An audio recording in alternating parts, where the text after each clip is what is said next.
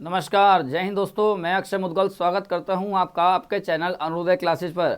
आज हम बात करेंगे भारतीय संविधान राज्य व्यवस्था में प्रस्तावना की। यह बहुत ही ज़्यादा छोटा टॉपिक है, लेकिन बहुत ही ज़्यादा महत्वपूर्ण भी है। अगर आप पिछले सालों के प्रश्न उठा करके देखेंगे तो यहाँ से लगातार आपको प्रश्न बनते हुए मिलेंगे भी।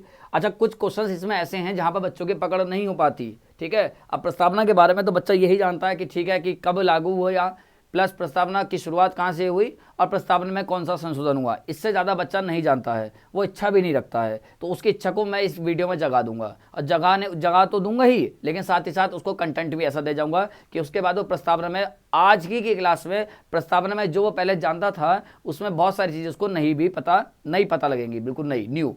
तो मैं शुरुआत करता हूँ प्रस्तावना की। ठीक है, सबसे पहले आप देख रहे हैं पीछे मेरे बैकग्राउंड पे भारतीय संविधान की जो उद्देशिका है, जिसे हम प्रस्तावना कहते हैं, वो यहाँ पर लिखी हुई है। एक बार सबसे पहले हम बहुत सम्मानित तरीके से इसको पढ़ेंगे।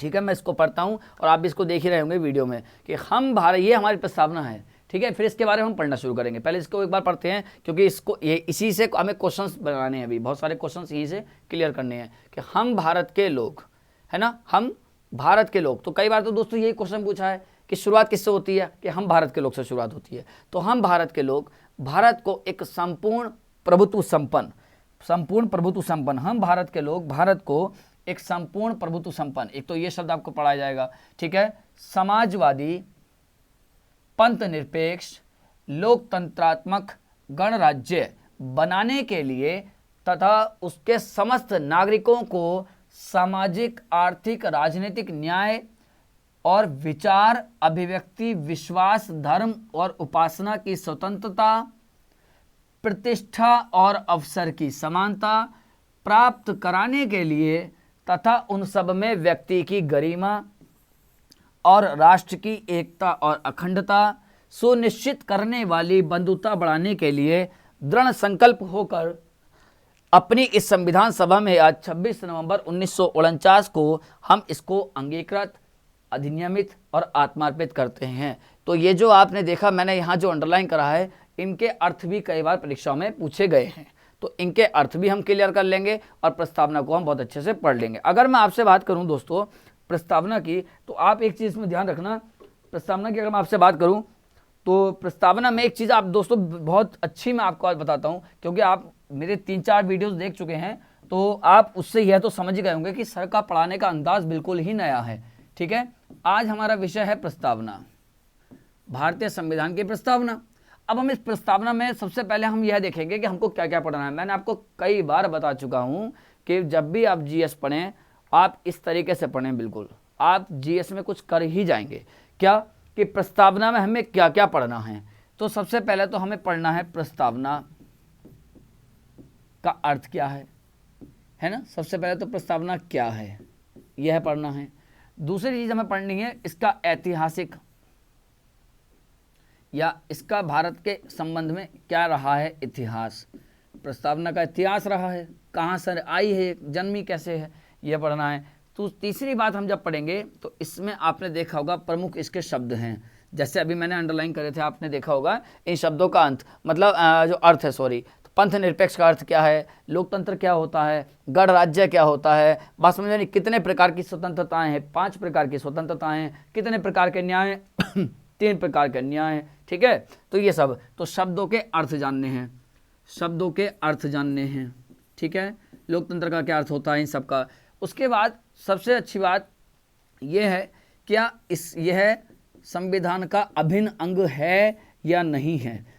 इसको लेकर के सुप्रीम कोर्ट में जो विवाद रहा है, सुप्रीम कोर्ट में जो मामले रहे हैं, उन मामलों को भी देखेंगे, कौन कौन से मामले रहे हैं, और बाकायदा मैं उनको क्रम से याद करा दूंगा, आपको उनको मैं क्रम से बता दूंगा। ठीक है ना, कि कहाँ से शुरू होते हैं वो। ठीक है, और किस केस में या किस विवाद में, किस मामले में सुप्रीम कोर्ट ने अपना क्या निर्णय दिया है। अब जब आप ये पढ़ लेंगे अंग है, तो एक चीज़ और ध्यान रखेंगे, अंग है तो जब अंग है तो संविधान का जब अंग हो जाएगा तो क्या संसद इसमें संशोधन कर देगी, तो आप कहेंगे बिल्कुल सर संशोधन तो करेगी। ठीक है, केशवानंद भारती बनाम जो केरल राज्य मामला था 1973, उसमें सुप्रीम कोर्ट ने कह दिया था कि जो प्रस्तावना है वो संविधान का अभिन्न अंग है, अलग नहीं है, संविधान का अंग है। तो इसीलिए संसद को अनुच्छेद 368 के तहत संशोधन करने का अधिकार है। परंतु संशोधन के दौरान यह बात याद रखी जाएगी कि इसका जो मूल ढांचा है, संविधान का जो मूल ढांचा है, जो मूल अर्थ है, उसको किसी भी प्रकार से कोई भी ठेस नहीं पहुंचनी चाहिए।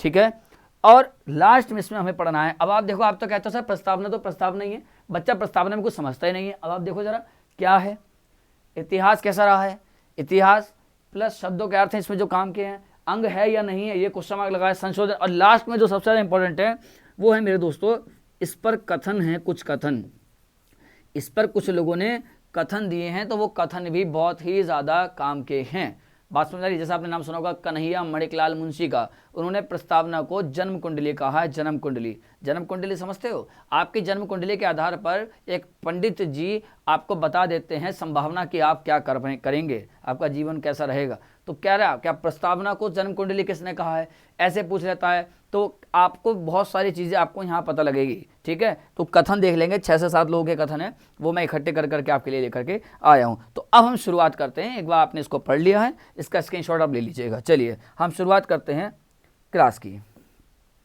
सबसे पहले दोस्तों हम पढ़ेंगे इसमें प्रस्तावना क्या है। पहली हेडिंग थी हमारी प्रस्तावना क्या है। तो दोस्तों आप याद रखिएगा, प्रस्तावना संविधान की भूमिका है।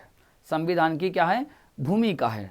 भूमिका का मतलब होता है संक्षिप्त रूप है। अगर आपको पूरा संविधान देखना है, अगर संविधान के बारे में अगर एनालाइज करना है, तो अगर आप सही से अगर इसकी एक बार प्रस्तावना पढ़ ले जाएंगे तो आप बिल्कुल ही जान जाएंगे कि जो प्रस्तावना है वो भारतीय संविधान की क्या है, एक संक्षिप्त स्वरूप है या इसकी भूमिका है। तो प्रस्तावना का क्या अर्थ है, यहाँ पर ये हमारे भारतीय, आवाज़ बहुत ज़्यादा खराब हो रही है, खांसी बहुत ज़्यादा है, भारतीय संविधान की भूमिका है।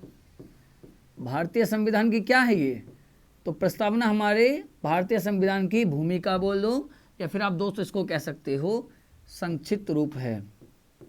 संक्षिप्त रूप है, क्या है ये, तो यह हमारे संविधान का संक्षिप्त रूप है, या फिर क्या है ये भूमिका है। तो यहाँ तक तो आपको क्लियर हो ही गया होगा। ठीक है, अब हम देखते हैं प्रस्तावना का अर्थ। हमने प्रस्तावना का अर्थ से पहले हमको क्या जानना था, दूसरा क्या, प्रस्तावना का इतिहास क्या है। तो अब हमें देखना है प्रस्तावना का इतिहास क्या है। ठीक है, अब हम देखते हैं प्रस्तावना क्या हुई, भारतीय संविधान की भूमिका है, यह प्रस्तावना हमारे संविधान का क्या है भाई, अभी मैंने बताया संक्षिप्त रूप है। ठीक है, हाँ आगे बात समझ में चलिएगा। अब प्रस्तावना का इतिहास क्या रहा है, इस हमारे जो संविधान की प्रस्तावना है इसका इतिहास क्या रहा है। अगर इतिहास की बात करेंगे तो आप कैसे जानेंगे, आप ध्यान रखिएगा, संविधान सभा का गठन जो हुआ था वो 6 दिसंबर 1946 को हुआ था। फिर 9 दिसंबर 1946 को संविधान सभा की पहली बैठक हुई थी। 9 दिसंबर को के बाद जो दूसरी बैठक हुई थी वो 11 दिसंबर 1946 को हुई थी। फिर तीसरी बैठक जो हुई थी वो 13 दिसंबर 1946 को हुई थी। यहीं से यहाँ से इसकी शुरुआत होती है। तो 13 दिसंबर 1946 को संविधान सभा की बैठक हुई। संविधान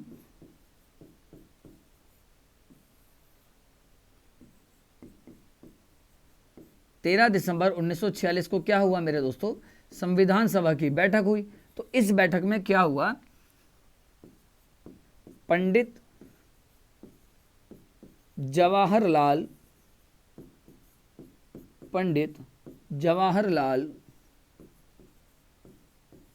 नेहरू ने संविधान सभा में क्या पेश किया,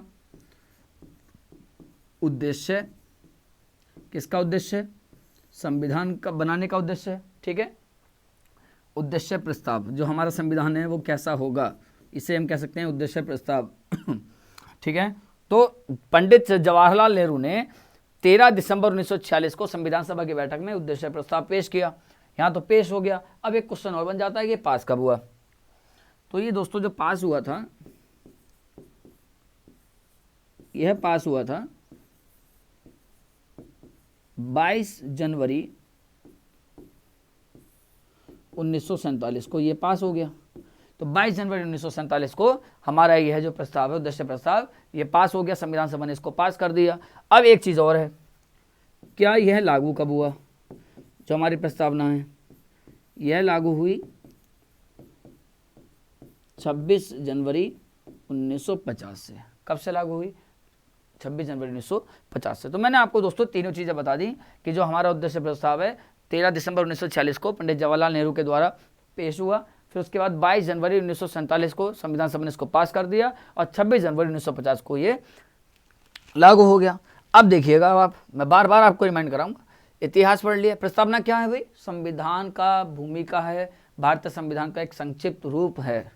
दूसरी चीज़ था, इसका इतिहास शुरू होता है 13 दिसंबर से। 13 दिसंबर 1946 को संविधान सभा में पंडित जवाहरलाल नेहरू ने उद्देश्य प्रस्ताव पेश किया और वह बाद में 22 जनवरी 1947 को पास हो गया, फिर वो 26 जनवरी 1950 से लागू हो गया। अब देखिएगा, हमने तीसरी चीज़ क्या पढ़ी थी? तीसरी चीज़ है इसमें प्रमुख शब्द। तो इसके लिए आपको यहाँ पढ़ना पड़ेगा। तो इसमें कैसे ध्यान रखेंगे इसको कैसे तैयार करेंगे, इसको देखिएगा, ठीक है।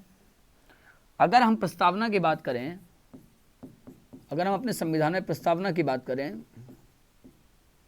संविधान में प्रस्तावना की बात करें, अगर प्रस्तावना में एक है स्वतंत्रता,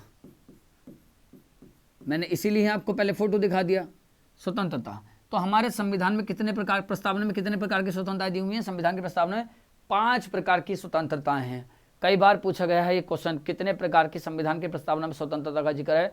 5 प्रकार की। कई बार क्वेश्चन पूछा है कि निम्नलिखित में से कौन सी स्वतंत्रता संविधान की प्रस्तावना में नहीं है? तो 5 प्रकार की स्वतंत्रताएं हैं। तो वो स्वतंत्रताएं कौन कौन सी हैं? विचार,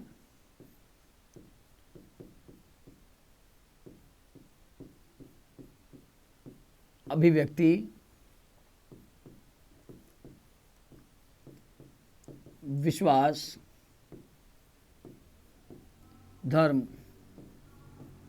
उपासना। विचार, अभिव्यक्ति, विश्वास, धर्म, उपासना। सबसे पहले आपके मन में क्या आया होगा? विचार। ऐसे याद रखेंगे। सबसे पहले आपके मन में क्या आया? विचार ही तो आता है। कोई भी काम करते हैं पहले मन में विचार आता है। सबसे पहले विचार आया। तो विचार जब आते हैं तो फिर हम उसको क्या करते हैं?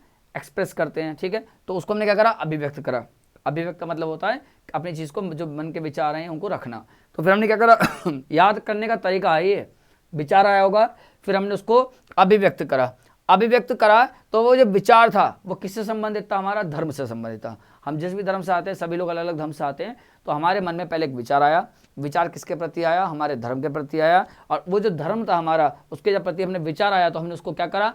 अभिव्यक्त करा। अब अभिव्यक्त कर दिया हमने, तो विचार अभिव्यक्त जब कर दिया, फिर अभिव्यक्त करने के बाद हमने क्या करा? उसमें क्या जगाया? अपना विश्वास जगाया होगा, क्योंकि हमें अपने धर्म के ऊपर तो बहुत विश्वास होता है। अब विश्वास जगाया, और वो विश्वास के बाद जब हम उसको अपनाते हैं, उसके क्रियाकलापों को फॉलो करते हैं, उसे हम क्या देते हैं? उपासना।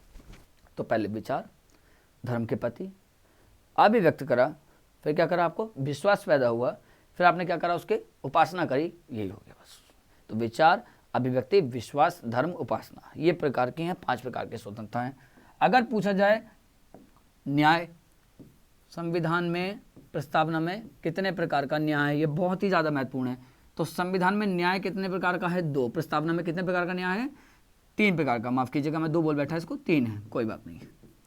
एक होता है सामाजिक न्याय, एक है सामाजिक न्याय,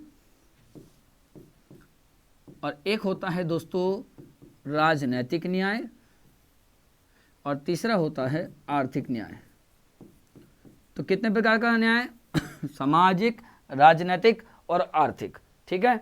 समाज में भेदभाव नहीं होगा, सभी वर्गों के साथ अच्छा काम होगा, व्यवहार होगा, ये सब सामाजिक हो गया। राजनीतिक का मतलब समझते हो, हर व्यक्ति को चुनाव में वोट डालने का अधिकार हो, अपने संगठन बनाने का अधिकार हो, ये सब चीज़ें वो कर सकता है। अपना नेतृत्व, लीडरशिप जो है उसको वो डेवलप कर सकता है। और आर्थिक में तो आप समझते हैं जो आर्थिक गतिविधियाँ होती हैं वहाँ की बात कर रहा है, मतलब रोजगार की बात कर रहा है, उद्योग की बात कर रहा है।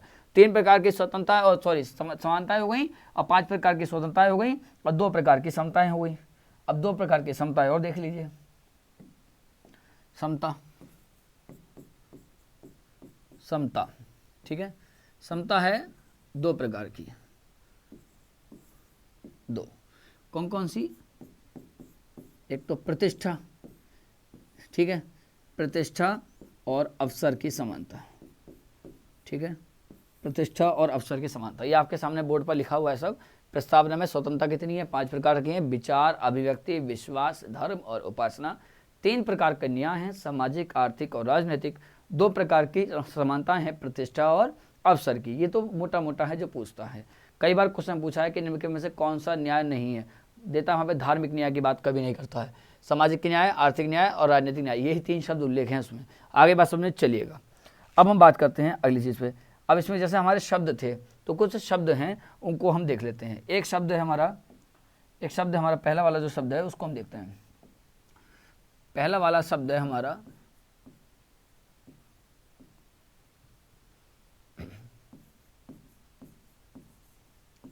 संपूर्ण प्रभुत्व संपन्न।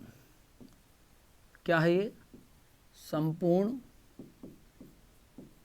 प्रभुत्व संपन्न। देखिए संपूर्ण प्रभुत्व संपन्न क्या होता है, इनके अर्थ आप समझ जाएंगे बिल्कुल, क्योंकि ये संविधान में आगे भी काम आएंगे सब ये शब्द।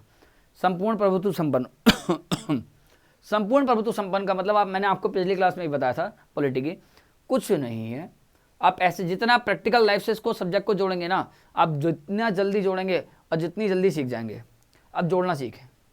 आप अपने जिस घर में रहते हो, आपको कोई निर्णय लेना हो और आपका पड़ोसी आकर आपसे कहे, ये नहीं, ये ऐसे होना है, बोला काली शर्ट पहने हो, जाओ उतारो इसको, सफ़ेद शर्ट पहन के आओ, काली नहीं पहनते। अब आप गए सफ़ेद शर्ट पहन के यूँ आ गए, तो ये आप संप्रभु नहीं हो, क्योंकि आपने अपने विचार कहाँ अपने पर लागू किए भाई। आपको कौन सी शर्ट पहनी थी? आपने काली ना, तो फिर क्यों पहनी भाई सफ़ेद? क्योंकि आपके ऊपर किसका अधिकार हो गया फिर आपके ऊपर? उसका हो गया, तो आप संप्रभु नहीं है। यहीं से समझ गए होंगे। जब तक आप अपने निर्णय, अपने आंतरिक निर्णय, बाहरी निर्णय, आंतरिक निर्णय मतलब क्या खाना है, क्या पीना है, कहाँ घूमना है, क्या, ये सब जितने भी निर्णय आप ऐसे समझ लो, ऐसे ही देश को ले लो। जब तक अब देश अपने इंटरनल और एक्सटर्नल, आंतरिक और बाहरी निर्णय खुद से लेगा, तभी वो कहलाएगा संप्रभु। अगर वो अपने निर्णय खुद से नहीं ले पा रहा है तो वो संप्रभु नहीं है। यही तो वजह है कि भारत 1947 को आज़ाद तो हुआ, लेकिन भारत 1947 को संप्रभु नहीं हुआ। भारत पूरी तरह से संपूर्ण प्रभुत्व संपन्न कब हुआ? 26 जनवरी 1950 को हुआ। क्यों हुआ भाई? क्योंकि के उस दिन से हमारा कानून हमारे ऊपर लागू हुआ ना। जो हम नियम बनाए हैं वो कब से लागू हुए? 50 से ना। फिर उससे पहले क्या था? भारत नहीं था, अधिराज्य था, जिसे हम डोमिनियन स्टेट कहते हैं। तो बात समझ में आ रही है ना? तो वही चीज़ है संप्रभुता। समझ में आया? कुछ नहीं है, इसका मतलब होता है समझ में आएगी क्लास। पॉलिटी बिल्कुल मैं पूरी कोशिश करता हूं दोस्तों कि आपको समझ में आ जाए। देश अपने आंतरिक व बाहरी निर्णय लेने में पूर्णतः स्वतंत्र हो। ठीक है। अब इसका अपवाद भी तो क्या, अब देखो कुछ चीज़ें होती हैं जो बच्चे कह सकते हैं सर, अब जैसे भारत है, तमाम अंतर्राष्ट्रीय संगठनों का सदस्य है भारत, लेकिन वो सदस्य है, बात अगर भारत ने उससे कहा है, लेकिन वो जितने भी नियम हैं उनके वो बाध्यकारी नहीं है भारत पे, याद रखना। समझ आ रहा है? मेंबर होना अच्छी बात है, खुद की इच्छा है बन गया मेंबर, लेकिन उसके नियम हमारे ऊपर पूरे कंप्लीटली भारी नहीं है, कंप्लीटली हावी नहीं है हमारे पास, हमारी मर्जी है। तो ये है। तो आंतरिक और बाहरी निर्णय जब आप खुद से लेंगे वही आप कहलाएंगे संप्रभु। संप्रभुत्व संपन्न समझ में आ गया होगा। दूसरा शब्द है लोकतांत्रिक।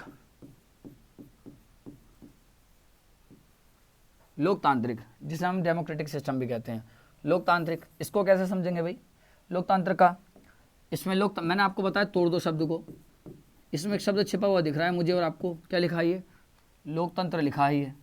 लोकतंत्र को क्या कहते हैं हम? डेमोक्रेसी। लोकतंत्र को इसको भी तोड़ दो, क्या मतलब है? लोगों का तंत्र, मतलब लोगों का सिस्टम, तो मतलब जनता का शासन।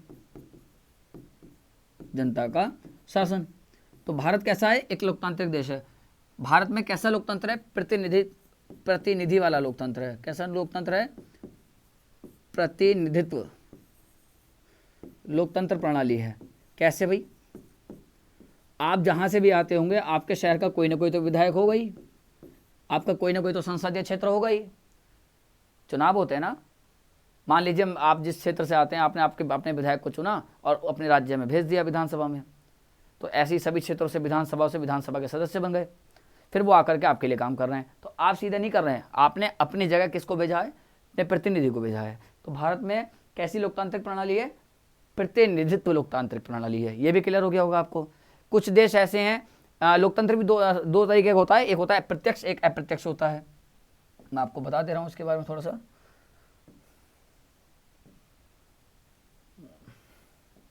है ना, ठीक है। एक होता है प्रत्यक्ष और एक होता है अप्रत्यक्ष, ठीक है। प्रत्यक्ष लोकतंत्र जैसे स्विट्जरलैंड, पूछा गया है कि प्रत्यक्ष लोकतंत्र कहाँ है, तो प्रत्यक्ष लोकतंत्र कहाँ है भाई, स्विट्जरलैंड। इसमें जनता की बहुत ज़्यादा भागीदारी होती है देश को चलाने में, है ना। इसके 4 तरीके भी होते हैं, इसके 4 आयाम होते हैं, आपने देखा होगा। एक तो पहल होता है, एक परिप्रेक्ष्य होता है, एक प्रत्यावर्तन होता है, एक जनमत संग्रह होता है। तो इसमें जनता की भूमिका ज़्यादा होती है। एक होता है अप्रत्यक्ष। इसका एग्जाम्पल कौन हो गया, भारत, ठीक है। तो भारत में कैसा लोकतंत्र है, प्रतिनिधित्व लोकतंत्र प्रणाली है। और लोकतंत्र का मतलब क्या है, जनता का शासन।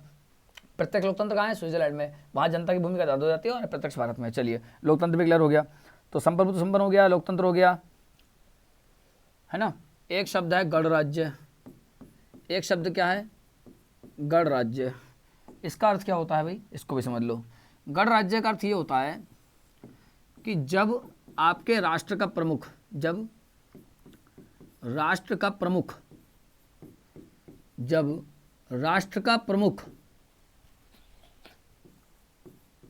वंशानुगत जब राष्ट्र का प्रमुख वंशानुगत तरीके से ना आए, ना चुना जाए, ना बने, बल्कि किससे बने, निर्वाचन प्रणाली,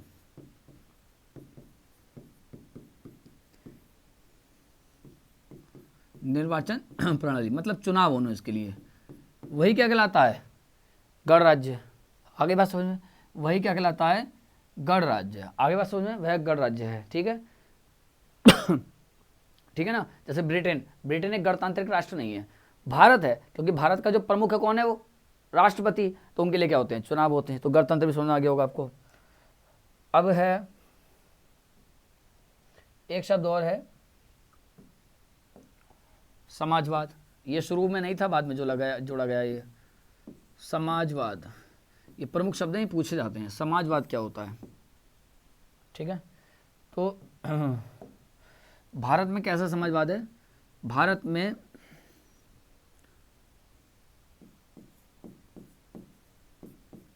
लोकतांत्रिक समाजवाद है। कैसा समाजवाद है, लोकतांत्रिक समाजवाद है। और इसका लक्षण क्या है भारत में, भारत का समाजवाद कैसा है, मिश्रित अर्थव्यवस्था वाला है। ये हमारा लोकतांत्रिक समाजवाद कैसा है, मिश्रित अर्थव्यवस्था वाला, ठीक है। मिश्रित अर्थव्यवस्था आप समझते हैं, वह जहाँ पर निजी पूंजीपति और कौन, सरकारी, या सरकार बोल दो, ये मिलकर के काम करते हैं, तो हम कहते हैं मिश्रित अर्थव्यवस्था वाला देश, है ना। तो मिश्रित अर्थव्यवस्था वाला हमारा तो समाजवाद पूरी तरह से हमारा समाजवाद नहीं है, लेकिन हमारा झुकाव समाजवाद की ओर है ना। आप चाहे छोटी सी कंपनी खोल लीजिए, क्या आपको रजिस्ट्रेशन कराना पड़ता है कि नहीं कराना पड़ता है, तो रजिस्ट्रेशन किसके पास करा रहे हो आप, सरकार के पास करा रहे हो ना, ठीक है। तो ये क्या हो गया, ये झुकाव हो गया समाजवाद की ओर।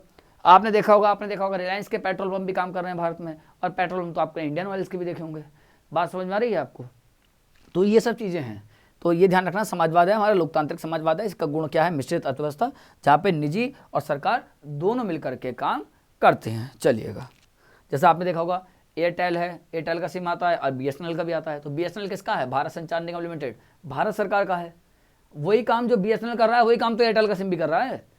काम तो दोनों का एक ही है ना, उद्देश्य तो दोनों का एक ही है, लेकिन वो किसका है, वो सरकार का है। एयरटेल किसका है, निजी व्यक्ति का है। तो ये है, ठीक है। भारत का जो है समाजवाद क्या मतलब, लोकतांत्रिक समाजवाद है। और लोकतांत्रिक समाजवाद के सबसे प्रबल समर्थक 2-3 बार परीक्षा में पूछा है कि लोकतांत्रिक समाजवाद के सबसे प्रबल समर्थक बताइए। सबसे प्रबल समर्थक भारत में सबसे प्रबल समर्थक थे जवाहरलाल नेहरू। इनका नाम जरूर याद रखना, पूछा गया है 2-3 बार, मुझे याद आ गया, अच्छा हुआ, जवाहरलाल नेहरू। ठीक है, जवाहरलाल नेहरू, ये लोकतांत्रिक जो हमारा समाजवाद है इसके सबसे बड़े समर्थक माने जाते हैं। ठीक है, समाजवाद भी हो गया। एक अगला शब्द और है जिसको हम कहते हैं पंथ निरपेक्ष। क्या कहते हैं दोस्तों उसको? पंथ निरपेक्ष। ये भी हमारा संविधान में जब प्रस्तावना थी शुरुआत में नहीं था, बाद में जोड़ा गया ये भी, पंथ निरपेक्ष। ठीक है, पंथ निरपेक्ष, इसका अर्थ ये है यहाँ पर क्या कि भारत का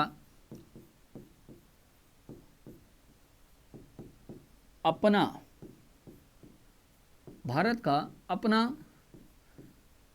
कोई भी राजकीय धर्म नहीं होगा। राजकीय धर्म नहीं होगा।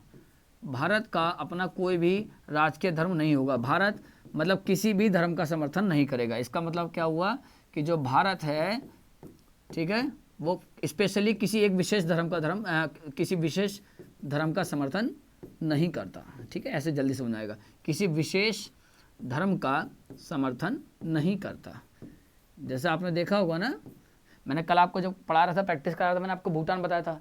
तो भूटान कैसा है? बुद्धिज्म कंट्री है, वहाँ पे बौद्ध धर्म का है, वहाँ का राजकीय धर्म भी बौद्ध है। जैसे आपने देखा होगा सऊदी अरेबिया है, और आपने देखा होगा ये जो खाड़ी देश हैं, अधिकांश मुस्लिम कंट्री जो हैं वो इस्लामिक कंट्रीज़ हैं, इस्लामिक कंट्री हैं। तो वो इस्लाम के प्रति उनका जो है कट्टर समर्थन है, उनका कट्टर समर्थकता है उनकी। तो ऐसे करके भारत का नहीं है। भारत सभी धर्मों का सम्मान करता है, सभी धर्मों का। भारत किसी एक विशेष धर्म का सम्मान नहीं करता है तो सबका बराबर करता है। आगे बात सुन चलिएगा। अब पंथ निरपेक्ष भी हो गया, पंथ निरपेक्ष भी हो गया आपका। और एक और है बंधुत्व।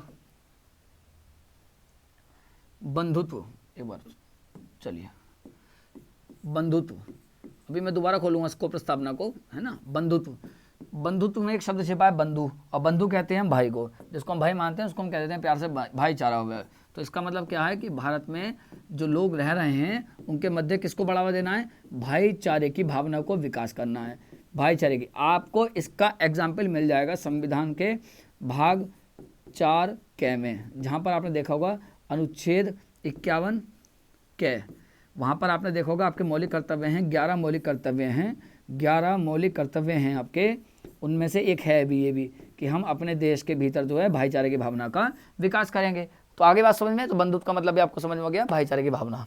ठीक है, अब हम देखते हैं, कुछ रहा तो नहीं है एक बार, है ना, इसको खोल लेते हैं, कुछ शब्द इसमें रहा नहीं है। चलो ठीक है भाई।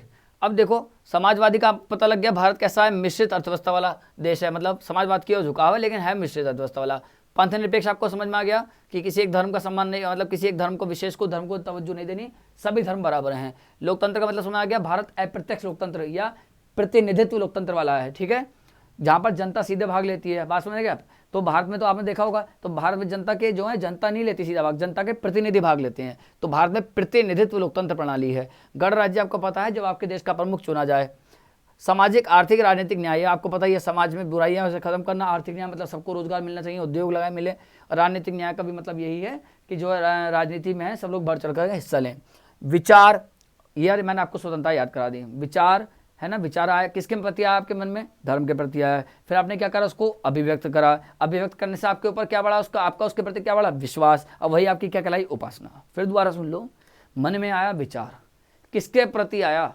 धर्म के प्रति आया। फिर धर्म के प्रति मेरे मन में विचार आया तो मैं उसको क्या करूंगा? प्रकट करूंगा ना, तो अभिव्यक्त करूंगा। तमाम आपने देखा होंगे जुलूस निकलते हैं, है ना, जैसे मुस्लिम कल्चर में उर्स होते हैं और ये सब चीज़ें होती हैं, जागरण होते हैं। तो क्या है ये अभिव्यक्ति तो कर रहे हैं, अपनी धार्मिक भावनाओं को अभिव्यक्त कर रहे हैं। तो अभिव्यक्त करा तो हमारा उससे कब करेंगे? जब हमारा विश्वास बढ़ेगा। अब विश्वास बढ़ेगा फिर वो क्या कहलाएगी? धार्मिक कृत्य जो है, उपासना। तो याद रखना, विचार धर्म के प्रति आया, फिर उसको हमने अभिव्यक्त करा और उस पर जो हमारा विश्वास है वही हमारी क्या कहला रही है? उपासना। ठीक है, प्रतिष्ठा और अवसर की समानता। ठीक है, और व्यक्ति की गरिमा, मतलब जो व्यक्ति का व्यक्तित्व है उसका सम्मान होना चाहिए। राष्ट्र की एकता और अखंडता। ठीक है, जो राष्ट्र है उसकी एकता बनी रहे, यूनिटी बनी रहे। ठीक है, आइए बात समझे। और जो अखंडता है, भारत की जो अखंडता है वो बनी रहे, कभी खंडित ना हो। ठीक है, और ये सब बंधुता मैंने आपको बता दिया। चलिए ठीक है, अब इसके आगे की हम बात करते हैं। अब इसके आगे की हम बात करेंगे। ठीक है भाई। हाँ, इसके आगे हम बात करते हैं। देखो ये हमने पढ़ लिया दोस्तों, ये हमने पढ़ लिया, ये हमने पढ़ लिया। अब ये छोटे छोटे बच्चे हैं, क्या प्रस्तावना संविधान का अंग है? यह क्वेश्चन है अगला, क्या प्रस्तावना संविधान का अंग है? तो अगला है आपका, क्या प्रस्तावना संविधान का अंग है? क्या प्रस्तावना संविधान का अंग है या नहीं है? ठीक है, अगर अंग है तो संसद संशोधन कर देगी, नहीं है तो नहीं करेगी। तो इसको लेकर के इसको लेकर के जो शुरुआत हुई है वो 1952 से हुई है।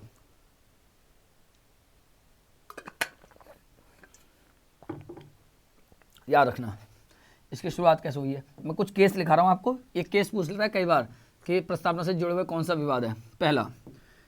पहला है दोस्तों शंकरी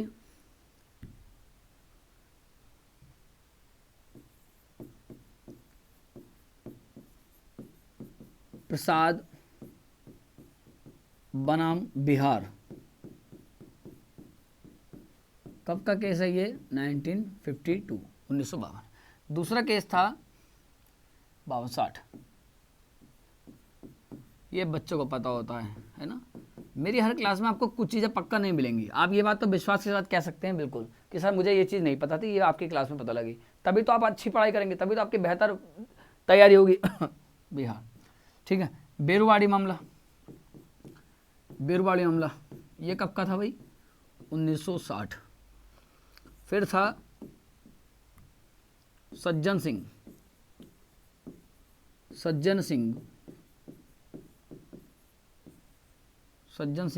बनाम राजस्थान। बनाम मतलब समझते हो ना, विरुद्ध, जैसे भारत पाकिस्तान को कहते हैं, भारत बनाम पाकिस्तान। सज्जन सिंह बनाम राजस्थान, ये मामला है 1960। चौथा केस है गोलकनाथ बनाम पंजाब राज्य, ये है 1967 का। इसके बाद पढ़ेंगे आप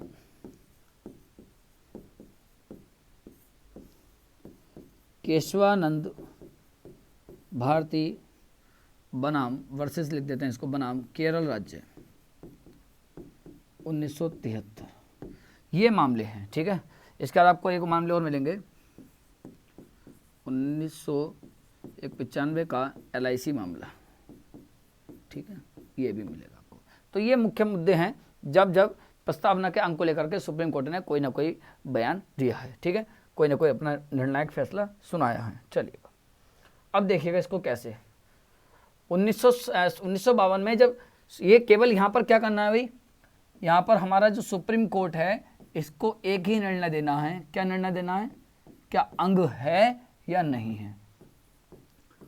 अंग यस या फिर नो, ठीक है।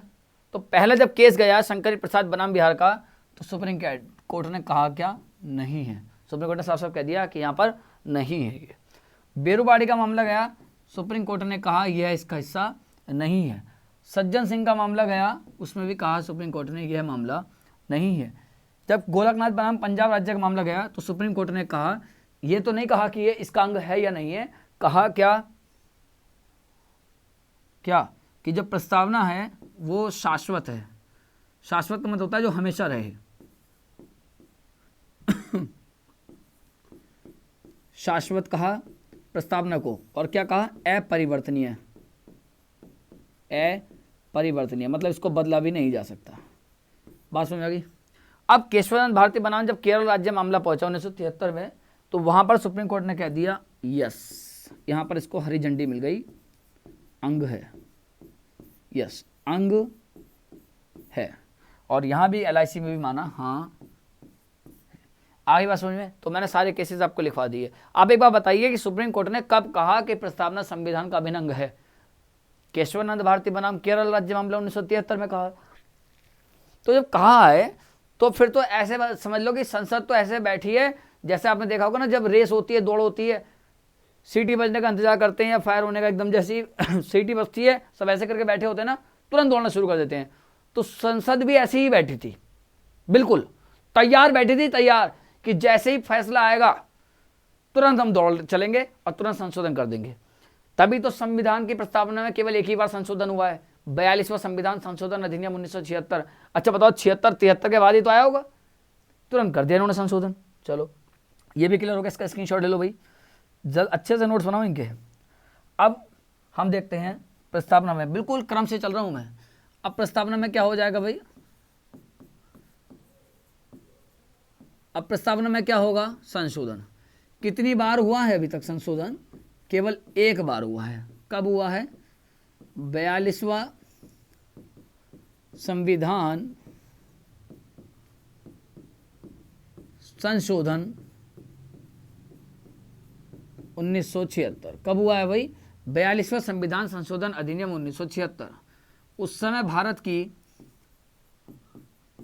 भारत की पीएम, भारत में उस समय प्रधानमंत्री थी इंदिरा गांधी। कौन थी, प्रधानमंत्री थी इंदिरा गांधी। उस समय अगर राष्ट्रपति की बात करोगे दोस्तों, तो उस समय राष्ट्रपति थे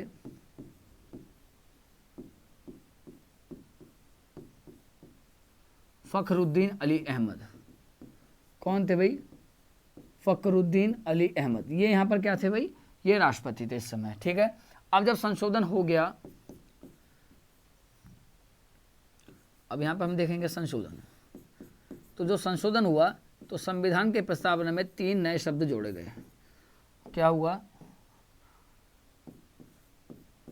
3 नए शब्द जोड़े गए। अच्छा एक बात और ध्यान रखना, रोज सुबह 10 बजे तक आपको चैनल पे वीडियो मिल जाएगी।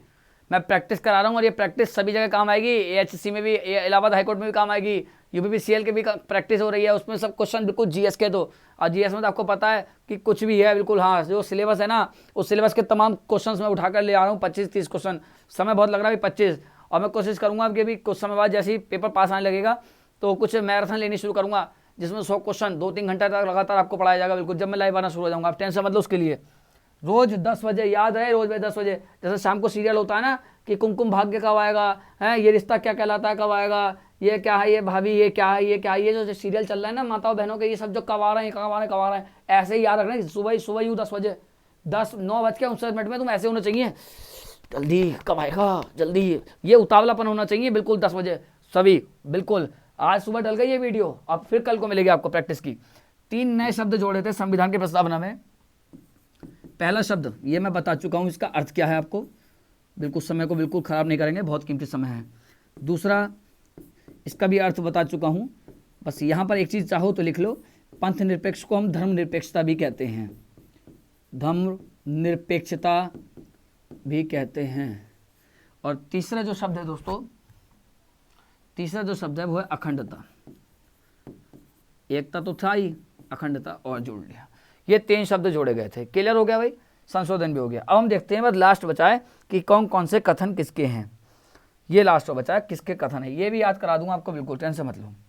अब हम देखते हैं कथन, संविधान की प्रस्तावना को लेकर के कथन कि किस किसने क्या क्या कहा है। तो 6 नाम है यहाँ पे, याद रखने आपको। कितने नाम है दोस्तों, बिल्कुल मैं तो चाहता हूँ बिल्कुल सही तरीके से सिस्टम तरीके से पढ़ो, सिस्टम से। एक है, मैं आपको नाम बता रहा हूँ पहले। पहला नाम है अर्नेस्ट वाकर, अर्नेस्ट वाकर, ठीक है। दूसरा नाम है के.एम. मुंशी, के.एम. मुंशी, इनका पूरा नाम बताया था मैंने आपको, कन्हैयालाल मणिकलाल मुंशी। तीसरा नाम है पंडित ठाकुरदास भार्गव,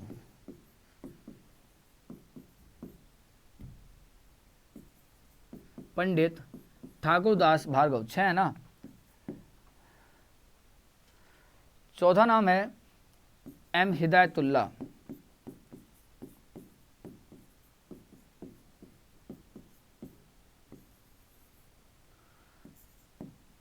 अर्नेस्ट वाकर हो गया, मुंशी वाकर, पंडित जी मुंशी कृष्णा, हाँ, अल्लादी कृष्णा स्वामी अय्यर, अल्लादी। आप कहोगे यार सर सर सुनो सर, मैं कमेंट कर रहा हूँ सर, सुनो सर, ऐसा मुझे कभी किसी ने कथन नहीं याद कराया, बिल्कुल कहोगे यार, कहोगे तुम कहोगे, और कमेंट करके कह देना अगर याद ना हो तो ये बिल्कुल। अल्लादी कृष्णा स्वामी अय्यर, मैं तो मर मिटूंगा तुम्हारे लिए, मर मिटूंगा तुम, बिल्कुल। अल्लादी कृष्णा स्वामी अय्यर। छठे हैं पालकी वाला, NA पालकी वाला, NA पालकी वाला। अब इन्होंने अलग अलग बात कही है, अलग अलग बात कही है। पहले तो 6 व्यक्ति याद कैसे होंगे, ये समझ लो 2 भैये हैं, कौन, वारकर और मुंशी, ये मान लो आप, ये 2 भैये हैं, पालक वारकर और मुंशी। तो हम एक छोटा सा एक लाइन बना देते हैं, क्या कि वारकर और मुंशी ने पंडित जी की मदद से भगवान कृष्ण की क्या निकाली, पालकी निकाली। और पालकी जब भी निकाली जाती है तो आपको पता है बड़ी हिदायत से निकाली जाती है। हिदायत आप समझते हैं ना, बिल्कुल ठीक है, कि बोला बिल्कुल साफ हो जाओ, दूर हो जाओ, बिल्कुल कोई भी किसी प्रकार की हिदायत दे दी जाती है पहले कि किसी भी प्रकार का कोई शरारती तत्व नहीं होना चाहिए, किसी भी प्रकार की कोई पालकी हो, कोई भी धार्मिक उत्सव हो, तो पहले हिदायत दे दी जाती है प्रशासन के द्वारा कि किसी प्रकार की कोई बदतमीजी नहीं होनी चाहिए। तो हिदायत तो हो दी जाती है पहले, जो शरारती तत्व होते हैं समाज के। तो किसने निकाली, वारकर और मुंशी ने पंडित जी के सहयोग से कृष्णा की पालकी निकाली, बड़ी हिदायत देते हुए। याद हुआ कि नहीं हुआ, बताओ। हुआ। वारकर और मुंशी ने पंडित जी के सहयोग से कृष्णा की पालकी निकाली, हिदायत से। वारकर और मुंशी ने पंडित जी के सहयोग से कृष्णा की पालकी निकाली, हिदायत से। अब देखेंगे, अब यहां पर हमें यह देखना है किसने क्या क्या कहा है, यह भी क्लियर हो जाएगा तो बहुत सही रहेगा। आप बताओ, आपको याद हो रहा है कि नहीं हो रहा है, बताओ मुझे। याद हो रहा है कि नहीं हो रहा है, बस इतना बता दो कि हाँ भैया मुझे याद हो रहा है नहीं हो रहा। अब वारकर और मुंशी थे, तो वारकर और मुंशी में याद रखेंगे, वारकर ने क्या कहा है, वारकर ने कहा है प्रस्तावना को कुंजी नोट, ये कहा है, क्या कहा है, वारकर कुंजी नोट। पालकी निकालेंगे तो धन तो खर्च हो ही रहा होगा, तो जिम्मेदारी किसके पास थी, वारकर की थी। वारकर ने कह दिया कुंजी नोट। मुंशी ने कहा है जन्म कुंडली, मुंशी ने क्या कहा है प्रस्तावना को, ये कीवर्ड हैं, इन्हें कीवर्ड को याद कर लो, कीवर्ड से ही होता है क्वेश्चन हमेशा।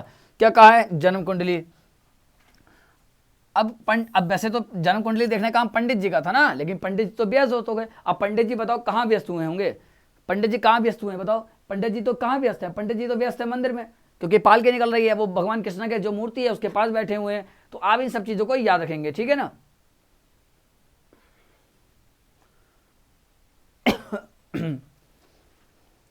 ठीक है, चलिएगा।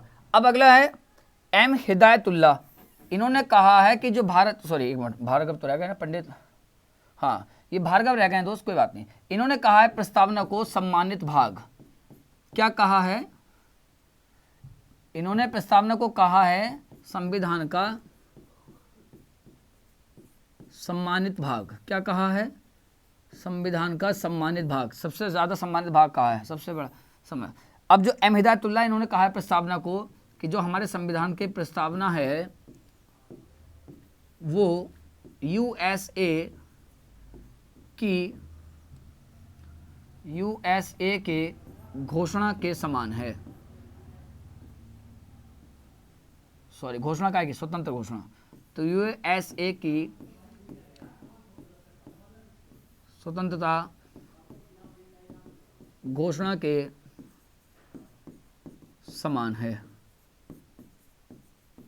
और पूछ लिया जाए क्या लिखा है, ये पढ़ो भाई, ये लिखा है अल्लादी कृष्णा स्वामी अय्यर। तो अल्लादी कृष्णा स्वामी अय्यर ने क्या कहा था, इसको हम देख लेते हैं एक बार।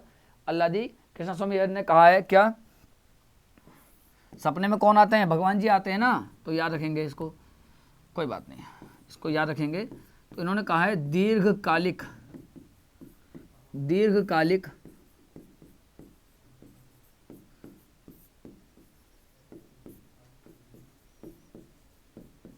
दीर्घकालिक सपनों वाला विचार। अब लास्ट में बताइए कि जो पालकी हैं, क्या लिखा है, ये NA पालकी वाला। तो इन्होंने NA पालकी वाला ने कहा था इसको परिचय पत्र, पैसे पालकी, ठीक है, पालकी वाला का क्या होता है, परिचय पत्र। इसको एक बार और रिमाइंड कर लेंगे, मैं आपको 1-2 बार करा देता हूँ, कोई बात नहीं है। तो देखो किसने निकाला था जुलूस, किसने निकाला था, वारकर ने और मुंशी ने। तो वारकर ने क्या कहा है, प्रस्तावना को कुंजी कहा है या नोट कहा है, दूसरा जो के मुंशी है वो क्या करेंगे भाई, जन्म कुंडली निकालेंगे। मुंशी तो हमेशा पेपर काम करता है ना, मुंशी जहाँ भी होते होंगे दुकान में पेपर वर्क करते हैं, तो वही जन्म कुंडली। पंडित ठाकुरदास भार्गव ने कहा था प्रस्तावना को संविधान का सबसे ज्यादा सम्मानित भाग, सबसे ज्यादा सम्मानित भाग, ठीक है, पंडित। और पंडितों का सम्मान भी बहुत ज्यादा होता है, आपने देखा होगा। तो कैसे याद रखेंगे, सम्मानित किसने करा, पंडितों ने। एम हिदायतुल्लाह ने, एम हिदायतुल्लाह आपको पता है सुप्रीम कोर्ट के न्यायाधीश रहे हैं, तो एम हिदायतुल्लाह ने क्या कहा था कि जो प्रस्तावना में अमेरिका की जो स्वतंत्र घोषणा थी उसके समान है। अब अल्लादी कृष्ण स्वामी गया, तो भगवान कृष्ण हमारे कहाँ आए थे पालकी निकालने से पहले, सपनों में। कहाँ आए थे, सपनों में। तो सपनों में कहा कि सबसे बड़े दो दीर्घकालिक लंबे समय तक सपनों का विचार ये है। और लास्ट में आपको पता है पालकी वाला कौन है, परिचय पत्र। इस प्रकार हमारी जो प्रस्तावना थी वो पूरा का पूरा टॉपिक खत्म हुआ। और अब प्रस्तावना के बाद हम जो बात करेंगे, अब हम बात करेंगे भाग 1 पर। अगली क्लास आपकी होगी भाग 1 पर, ठीक है। जुड़े रहिएगा और चैनल को ज़्यादा से ज़्यादा सब्सक्राइब करवाइए, लाइक करिए, शेयर करिए। 1 तारीख से आपकी क्लासेस चलनी शुरू हुई थी और आज 10 तारीख है, आज 10 नवंबर है, 10 दिन हुए हैं। और आज हमारे अपेक्षा है आपके सहयोग से जल्दी ही 1000 सब्सक्राइबर आज हमारे हो जाएंगे, ठीक है। हम सभी लोग मेहनत कर रहे हैं, रीजनिंग वाले टीचर भी हमारे साथ आज जुड़ गए हैं। हो सकता है कि आज शाम को आपको रीजनिंग की क्लास भी मिल जाएगी, ठीक है। तो आप अच्छे से रहिए, चैनल को लाइक करिएगा, शेयर करिएगा, सब्सक्राइब करिएगा, बेल आइकन भी दबा दीजिएगा। इस चीज़ का जरूर ध्यान रखिएगा। धन्यवाद।